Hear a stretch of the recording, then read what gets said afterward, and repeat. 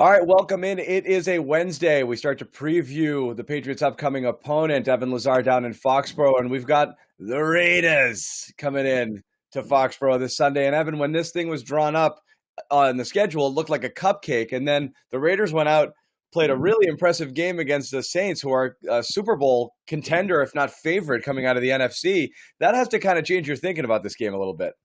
Absolutely. And speaking to Bill Belichick this morning, he sort of said the same thing. You know, we see on paper, at least, the personnel that the Raiders have accumulated over the last couple of years, especially through the draft, starting to kind of make sense. You know, where Mike Mayock and John Gruden are going with this program, what schemes they want to run, what kind of, personnel they want to have filling those spots is starting to come together as a whole. And I know we're going to talk a lot about the running game, watching this morning their offense against the New Orleans defense. And obviously Darren Waller, the tight end, stands out, but just their team speed in general on offense with Waller at tight end, Henry Ruggs at receiver, Brian Edwards, Nelson Aguilar. They have some guys that can really run at all those positions. So the Patriots are going to have their hands full, I think.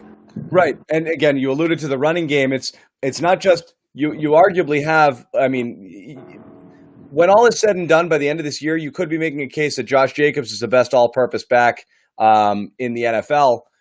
He can really do it all. He's explosive. He can catch the ball.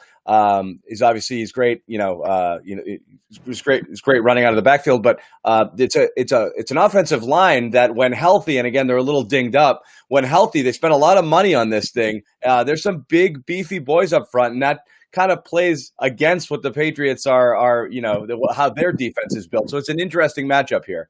If I look on paper and even on the film from the New Orleans game, as I just mentioned, I talked a lot about Darren Waller there, but actually the physical offensive line and running game is what really scares me. Right. Matchup for New England. Rodney Hudson, Gabe Jackson, obviously Richie Incognito, if he's healthy, Trent Brown at right tackle, we know what he can do. He's healthy, and their former first-round pick, Colton Miller, at left tackle, has had a really good start to the season as well. And you mentioned Jacobs as the back, and also Jalen Richard is a pretty solid back as well. He had that touchdown to seal the win over New Orleans on Monday night. So a lot of kind of threats there, a very powerful, big, beefy offensive line that can really run over a much smaller Patriots front seven. So we talk a lot about how the running game doesn't have a huge impact in the final score at the end of the day. But to start the game, I think that this could be a game where Oakland really leans on that Patriots front seven pretty heavily, and that could open up other things. So I'm really looking forward to see how the Patriots combat that schematically, who they actually put out on the field in the front seven, especially in the first quarter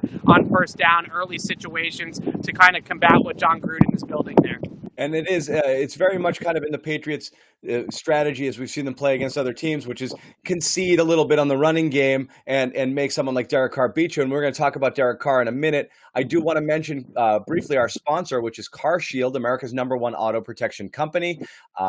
This is how you get involved here. All you have to do is call 800-CAR-6000, mention the code BEAT, or visit carshield.com. Use the code BEAT to save 10%. Once again, that's carshield.com.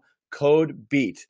Now, getting back to the Raiders there, and their offense again. Derek Carr is someone who you're kind of wondering if he's on his last legs here. It's obviously a very Josh Jacobs centric offense here, and they're built around the running game. But you would think this is the type of game where it's let's make him beat you. But he made some decent throws. Again, you're looking at a couple of rookies, Aguilar and obviously Waller, but certainly a tough matchup. How do you think the Patriots are going to try to match up here? I've seen some people theorize maybe you put Gilmore on Waller, and I think you were talking about it. You might have been tweeting about it. That kind of puts him in the middle of your run defense there, and it's not an ideal spot for him. So how do you think they're going to game plan this? Hard about going up against this offense, a lot of different personnel groupings, and he's very good with pre-snap motion and alignment and getting matchups for his makers, and Waller's obviously a big one. And I think the hardest part with him is that 60 of his snaps come in line at the end of the line as a tight end with his hand in the dirt. So he can run block and he can catch passes out of that alignment. And when you're in tight like that, that's going to put Stephon Gilmore, if you put him on Waller in the box, right in the middle of the run defense. And I don't know if that's exactly what you want out of your outside cornerback. So a guy like Kyle Duggar, maybe Juwan Williams, who has that size, who has that girth and that ability to maybe take on some blocks, that's going to be a big question mark, I think, is how exactly do they scheme it up in order to kind of prepare for both things, the running game and Waller. Those are two different. I think the other thing is, this is a West Coast-based system, always has been with John Gruden. So getting the out of Derek Carr's hand quickly is always going to be at the center of this offense. So giving up that inside leverage, giving up the middle of the field, I think is a recipe for disaster when you have guys like Waller, Hunter Rent really eats inside. They need to be able to protect the middle of the field this week a lot better than they did against Seattle. Okay. Well, much more on this matchup throughout the week, and we'll be down in Foxborough covering the team. Again, this segment is presented by CarShield. Call 800-CAR-6000, mention the code BEAT, or go to carshield.com, use the code BEAT to save 10%. Evan Lazar, thanks a lot.